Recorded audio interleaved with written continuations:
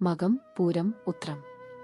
കാര്യവിജയം, മത്സരവിജയം, അംഗീകാരം, ആരോഗ്യം, നേട്ടം എന്നിവ മുൻകൂർ കാണിക്കുന്നു.